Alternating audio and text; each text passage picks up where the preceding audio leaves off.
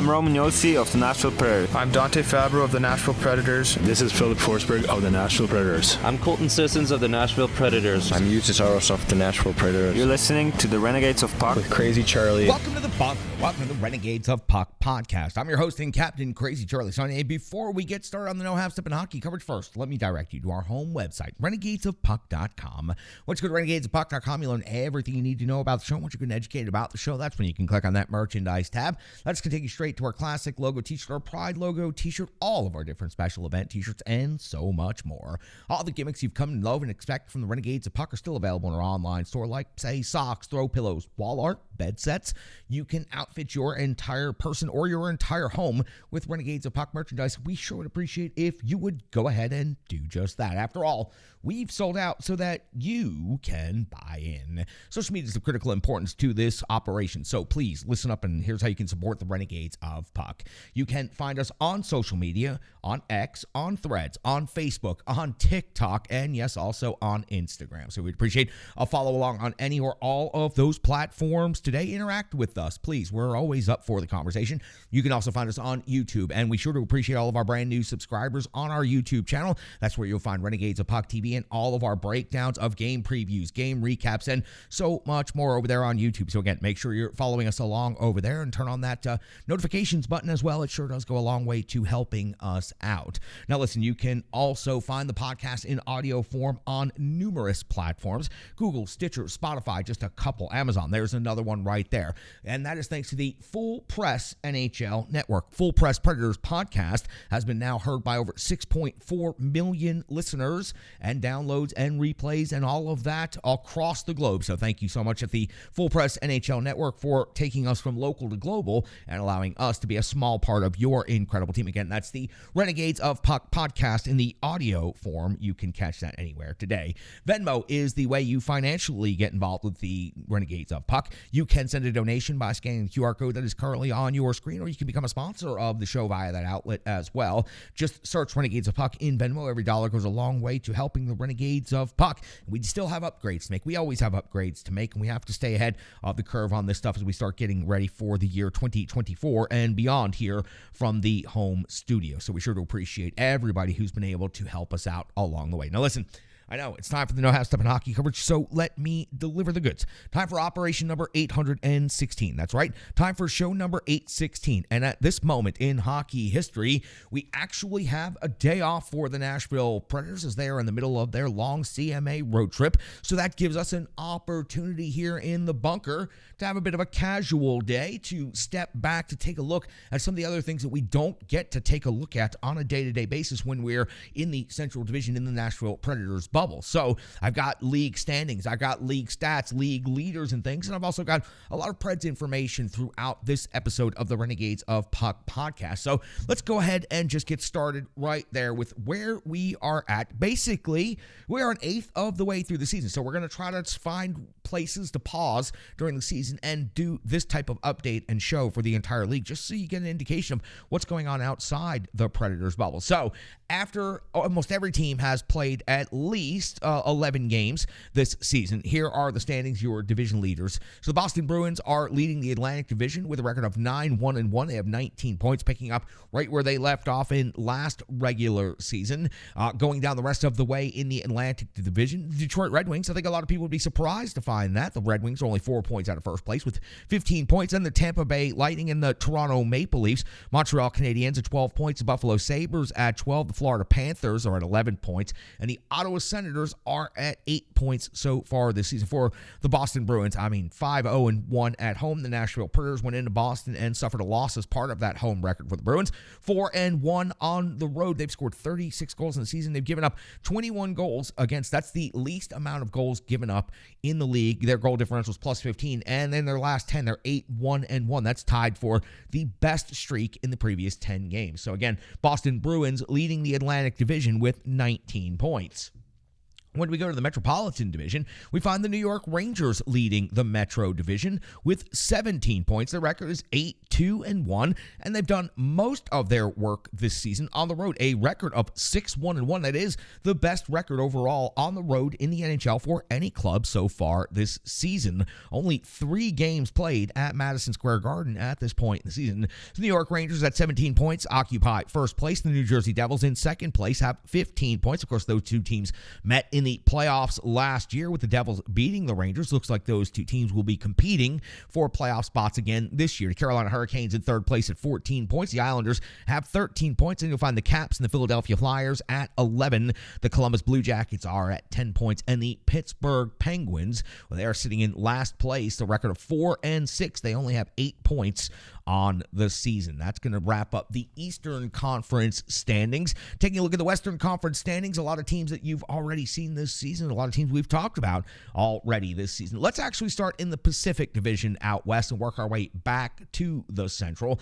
In the Pacific Division, the Las Vegas Golden Knights are off to the best start of any team this season. They have played 13 games, which is more than other teams have played, but they have a record of 11-1-1, 23 points, and they were the last undefeated team to lose a game. So 23 points is the most points in the entirety of the NHL of all of the 4 division leaders. They have the best home record in the NHL at 7-0-1. They've scored the most goals in the league at this point with 52. They've given up 28. They have a goal differential of plus 24 and tied with the Bruins in the previous 10 for the best streak at 8-1-1. So the most victories with 11. They're the only team in the NHL in double digits in wins at this point in time. Now, the rest of the Pacific Division, the Vancouver Canucks are in second place, 6 points behind, and they have 17 points on the season. They would be in first or tied for first in 2 other divisions across the league, but they are 6 points out of first. The Preds have seen the Vancouver Canucks twice already this year and gave them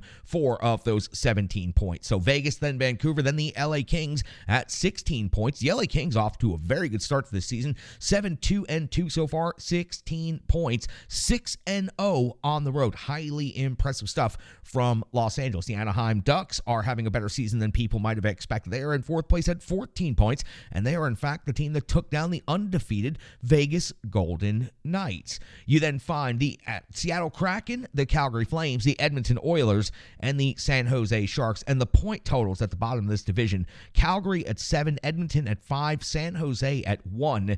It is truly some bad hockey being played. As a matter of fact, San Jose is at the bottom in almost every single one of these categories. In wins, they're last in the NHL with 0. In losses, they are first in the NHL with 10. Not something you ever want to be first in. When it comes to points, they have the least amount in the entire NHL. They have 1. When it comes to home record, worst in the league, 0-5-1. Road record, 0-5. 12 goals for, 55 goals against. That's the least amount of goals for, and the most goals against. The goal differential of minus 43 is by far the worst in the NHL. As a matter of fact, minus 14 is the second worst. Minus 43 after just 11 games played. And their record in the last 10, of course, is 0-9-1. So the San Jose Sharks are the true bottom of the NHL, and I really don't think there's any climbing out of that for them at this time. That just leaves one more division, the division you're most familiar with, the Central Division. The Dallas Stars currently lead the Central Division. After 10 games played, they have a record of 7-2-1. They have 15 points, 3-1 at home, 4-1-1 on the road, a +4 goal differential, and they've been hot as of late, overtaking the Colorado Avalanche for first place. 7-2-1 is their most recent streak. The Avs are in second place. The Avs started out as hot as could be, but have cooled just a little bit in the last week of play. Now have a record of 7-3, 14 points has them in second place. The Winnipeg Jets have 12 points in third place. St. Louis and Arizona have 11 points each. Then you'll find in sixth place the Nashville Predators with 10 points. Minnesota also at 10. The Chicago Blackhawks are at the bottom of the Central Division with just 8 points on the season. So when it comes to the division leaders, the leaders among leaders, it's the Vegas Golden Knights that hold the number 1 seed overall in the NHL with 23 points and 11 victories. The Boston Bruins are the number 2 seed in the NHL with 19 points. Then you'll find the New York Rangers at 17, but the Vancouver Canucks also have 17, so they're tied for third. And the Dallas Stars, who are leading They are, in fact, leading the Central Division, would be 5th overall in points in the NHL. So that gets you kind of caught up on what's gone on in the first 1/8 of the season, if you'll permit my stoner math right there. And that gets you caught up on the standings of all of the different divisions and where we're sitting at this time. I'm going to take some time and go through the Nashville Predators stats, league leaders in statistical categories, and a couple of other things. And we're going to continue doing that next right here on the Renegades of Puck podcast. Sure to appreciate you jumping in the trenches with us right here. Remember, check us out, renegadesofpuck.com, and numerous platforms across the board, both audio and video. Right back after this on the Renegades of Puck podcast. Hockey players are as unique as the game itself, and your uniform should be tailored to fit you. Rebirth Sports is your sports apparel tailor. From shells, bags, warm-ups, hats, hoodies, branding, and more, let Rebirth Sports be your custom hockey tailor. And don't forget to tell them they do more than just hockey. Rebirth Sports on Facebook, Twitter, and Instagram. Rebirth Sport, a match made in hockey. Welcome back in Renegades of Puck podcast. Since we just talked about the updated league standings and went across all of the divisions, let's go with the league statistics and some of the league leaders when it comes to different categories. Let's start on the offensive side of things. Let's start with the forwards and the skaters. It's Matthews leading the NHL in goals at this point from the Toronto Maple Leafs, of course, with 11. Pastrnak from the Boston Bruins has 9. DeBrincat from the Detroit Red Wings has 9. Frank Vatrano from Anaheim has 9 as well, and Konecny from the Philadelphia Flyers has 9. You'll find the first Nashville Predator on the list of goals down at number 11. That's going to be Ryan O'Reilly with 7. In the assist category, Jack Hughes from New Jersey with 15, off to an incredible start to this season. Then you'll find Pettersson from Vancouver with the Nashville Predators. I've already seen a couple of times this season. He's got 14 points on season. Panarin from the New York Rangers. The bread man always delivers. He's got 12 assists so far. Larkin from the Detroit Red Wings has 12 assists. Hughes from Vancouver out there on the blue line also with 12 assists. You'll find your first Nashville Predator entrant on the list at the number 9 position. That's going to be Philip Forsberg with 10 assists on the season. So O'Reilly is 11th in goals. Forsberg is 9th in assists. In the total points category, Hughes for New Jersey already making an early case for MVP this season, 20 points. Pettersson also on Vancouver with 20 points. Panarin for the New York Rangers has 18 points. Bratt from the New Jersey Devils has 18. Dylan Larkin from the Detroit Red Wings has 17 points. And if you scroll down to number 23 on the list, that's where you'll find your first Nashville Predators player. That's going to be Philip Forsberg with 12 points on the season. Flipping things over to the goaltender side of things, we've got a logjam at the number 1 position. As a matter of fact, we've got 6 goalies tied with 6 wins at the beginning here of the season. Georgiev from the Colorado Avalanche, Talbot from the LA Kings, Demko from Vancouver, Vanacek from New Jersey, and Shesterkin from the New York Rangers. I think out of that grouping, Thatcher Demko would be the most surprising to be at 6 victories at this early point in the season. But Georgiev for the Colorado Avalanche, there's no doubt that he was going to be up among league leaders this season. And, of course, when you have Shesterkin on the list and Vanacek from New Jersey, expected, I believe, right there. So Demko, 6 wins right now, is surprising. UC Saros clocks in at 14th on the list for wins amongst goaltenders in the NHL so far this season. When it comes to goals against average, Semyon Varlamov of the New York Islanders, 1.01 on the season. Swayman, another incredible season already this year, just like last year for the Boston Bruins, 1.38 goals against average. Jonathan Quick having a very strong start to the season with the New York Rangers. He hasn't played as much as Shesterkin, but he has played quite a bit already. 1.42 goals against average. Reimer with the Detroit Red Wings at 1.52. And again, Thatcher Demko, 6 wins on the season at the top of the league and 5th in goals against average with 1.56. You'll find UC Saros at number 19 on this list at 2.68 goals per game. When it comes to the save percentage and the goaltenders, Varlamov is at the top of this list as well for the New York Islanders, 972 so far on the season. And then Swayman in second place on this list as well from the Boston Bruins, 954. Jonathan Quick from the New York Rangers at 948. Thatcher Demko, 947. And Reimer from the Detroit Red Wings at 944. You'll find UC Saros all the way down at 29th in the NHL in save percentage with 909. So when I look at the goaltending numbers, I think the most surprising surprising thing so far in the early part of the season is that Thatcher Demko is tops in the league in wins, 5th overall in goals against average, and 4th overall in the league in save percentage for a Vancouver Canucks team that, frankly, hasn't been good enough to make the playoffs the last couple of years. And I don't know how many people were predicting that they were going to surge to the start that they have so far this season. They've picked up a couple of impressive victories already. So UC Saros clocks in on that list in case you missed it again at 14th in wins, 19th in goals against average, and 29th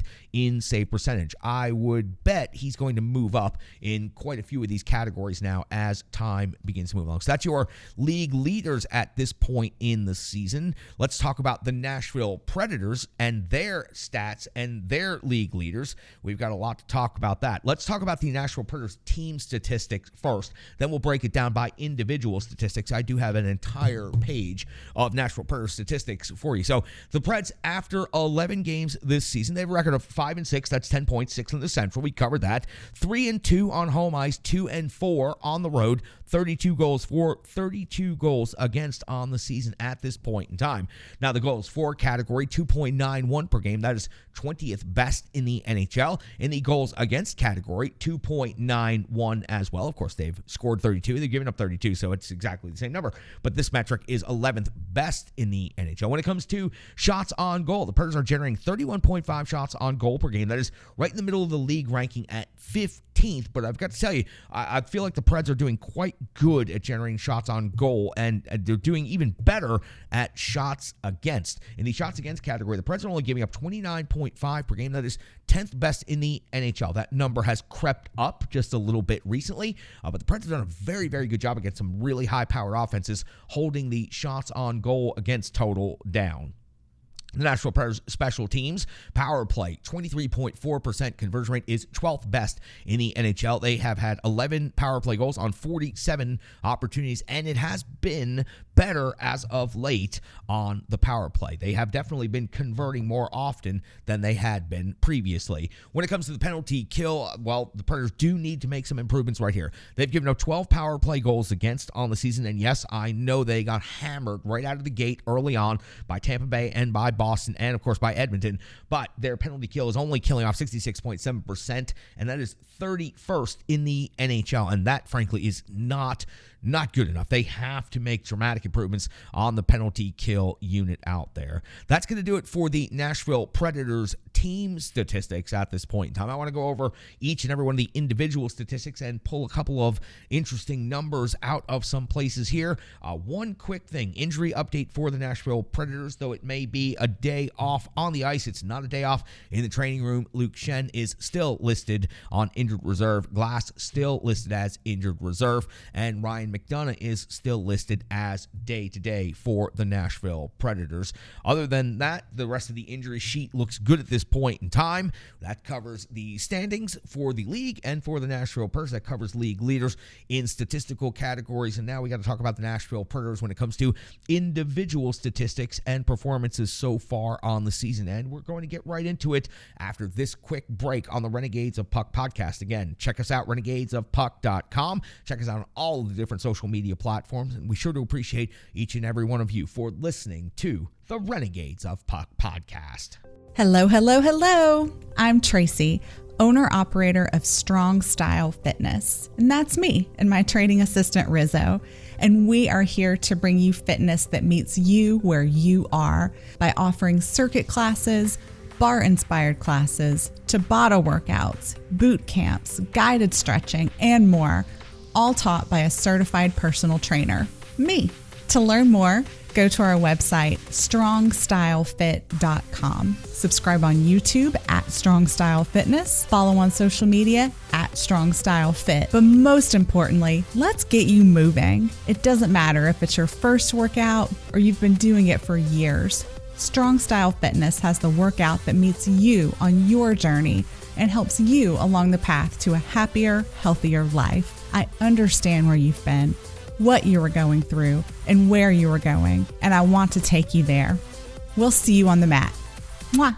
Welcome back in. Renegades of Puck podcast, operation number 816 right here. Show number 816 coming to you from the bunker. It's sort of an undisclosed location just outside of the Nashville area where we bring you Nashville Predators coverage for the Full Press Network and for Full Press Predators. We've talked about the league standings and updates at this moment in time. We've talked about the Nashville Predators team rankings and team statistics for the season so far. We talked about league leaders in many different categories and where we are at this point in the season. Injury updated as well. So now it looks like we're going to roll on to statistics. Normally, when we do the show, we give you the top 5 scores for each team as we are going through the previews. But I wanted to go ahead and slow things down because since we've only been talking about the top 5 in most statistical categories for the Predators, we haven't talked about all of the different players, all the different performances, and given some comments and some critique. So let's start at an easy place. Let's go to the top of the list. Filip Forsberg has skated in 11 games this year, 2 goals, 10 assists. The 10 assists leads the Nashville Predators. The 12 points leads the Nashville Predators. He's also picked up 10 penalty minutes on the season. 5 power play assists. That leads the Preds. 1 power play goal. 45 shots on goal leads the team. 4.4 shooting percentage, though. That is the place where Filip Forsberg is definitely going to make an improvement here in the, I think, coming weeks. Maybe not in the next couple of games, but you can see that his offense as of late, he picked up a goal against the Oilers in their most recent game. He is starting to plug away, and after 11 games to have 12 points, he's more than a point per game. You can't ask for any more than that. He is chipping in. He's helping out. His line mate is one that's leading the team with goals. So kind of a flip-flop from what we've seen in the past where Filip Forsberg would have more goals than assists. I still think by the end of the season, Forsberg is probably going to have more goals than assists, but he's off to a red-hot start when it comes to assists. So that's your scoring leader in points and several other categories. Now, I wanted to mention this so far. The Preds have remained relatively healthy to start the season through the first 1/8 of the season. You have Forsberg, O'Reilly, Novak, Yossi, Evangelista, Sissons, Nyquist, Barry, Carrier, Sherwood Smith, Parsonen all played in all 11 games. Add Luzon and add Trennan to that as well. So for the Nashville Predators, they have had quite a few players that are still in line for the Lunch Bucket Award at the end of the season to play in all 82. Now, I mentioned the goals for category. It's easy. Ryan O'Reilly has 7 goals in the season. Nobody expected Ryan O'Reilly to come and be leading after 1/8 of the season in goals scored, and I don't think anybody expected Ryan O'Reilly to be on a pace for a 30-plus goal season. But here we are. He already has a hat trick. He has 7 goals on the season, and he looks like Nashville has rejuvenated him. I'm not going to say fountain of youth because it's going to start to wear him down at some point. He is a veteran, and we all know how it goes. But at this point in time, he seems rejuvenated by being a Nashville Predator and skating with Filip Forsberg. He's skated in all 11 games this season. He has 7 goals. That leads the Preds. 4 assists so far, 11 total points, second on the team. He is 2017 in total time on ice. That leads all of the forwards for the Nashville Predators. He's only picked up 1 minor penalty on the season. His 4 power play goals are tied for the team lead with power play goals, and his shooting percentage is astronomical and leading the team. 30.4% shooting percentage. That is incredibly high. All this guy does is make plays. Tommy Novak, 3rd on the team in scoring. He's skated in all 11 games. He's got 6 goals. That's 1 off the lead. He's got 3 assists for 9 total points. If you believe in the plus-minus thing still, he's a +3, so he's up among the team leaders in that category. Power play goals. 4 power play goals. 4 of his 6 power play goals come on the man advantage situation. 1 power play assist, and he is shooting percentage of 27.3%. Again, another really high shooting percentage, really strong. The captain, Roman Josi, the first defenseman to check in on the list. He's 4th in the team on scoring, skated in all 11 games this season. He's got 2 goals and 6 assists. These 6 assists is tied for 2nd on the team. 8 points puts him right there in 4th. He is leading the team in total time on ice at 24-23 and has generated 38 shots on goal. Then we find Luke Evangelista quietly putting together a really good, consistent early part to the season. In 11 games, he's got 1 goal and 6 assists, tied with Captain Roman Josi for 2nd on the team in assists, 7 total points. He has, in fact, skated 15 minutes per game, has 3 power play assists. His shooting percentage is not very good, so you hope that's going to go 21 shots on goal, only a 4.8 shooting percentage. So Luke Evangelista rounds out your top 5 scorers. Now, this is going beyond, which is what I was talking about, so we can talk about some of these other performances. Colton Sissons has skated in all 11. He's got 5 goals, finally picked up an assist for 6 total points. He has 12 penalty minutes. That leads the Nashville Predators at this point in the season. He also has 1 shorthanded goal. That does lead the Nashville Predators as well. His shooting percentage is currently at 25. Nyquist, he's quiet, but he gets the job done out there. He's skated in every game this season. He's got a goal. He's got 4 assists. He's got 5 points. He is a +4, and he has also taken 25 shots on goal. Would love to see his shooting percentage also dip up, currently sitting at 4. So you know he's going to score if he continues putting the puck on the net with the regularity that he has in the early part of the season. He also goes to the hard and greasy areas, and so far I really like Nyquist as a player. I don't know if the Preds have found the right combination for Nyquist quite yet. How could anybody not succeed when you're on a line with O'Reilly and Forsberg in the way that they're skating and scoring right now? But so far, Nyquist is only at 5 points, only at 1 goal, not really being the third beneficiary of that. We'll see if they continue adjusting what happens on that right-hand side. Luke Evangelista might get himself some time over there.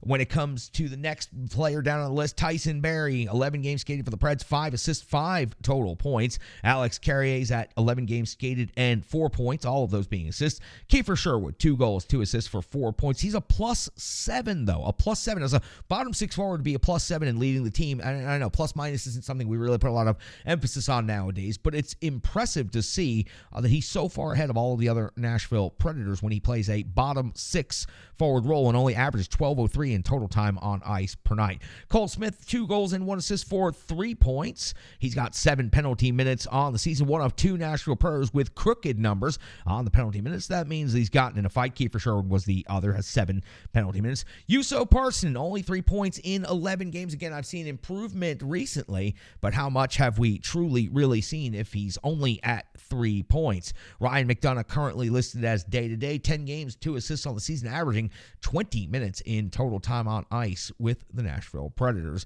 Dante Fabro has skated in 10 games. I thought he's looked very good out there so far this season. We've been waiting for that development to happen, and I believe it's finally here. 1-1 for 2 points on the season, so hopefully he'll be able to add to the offensive side of things a little bit more, but I think he's playing quite good. And then when Schenn comes back from injury, it'll have to be a discussion over who's actually going to lose that ice time. Doug Izzo comes into the lineup, picks up an assist in his first ever game. Also, see Michael McCarron's at 1 point. Foodie is at 1 point in 4 games played.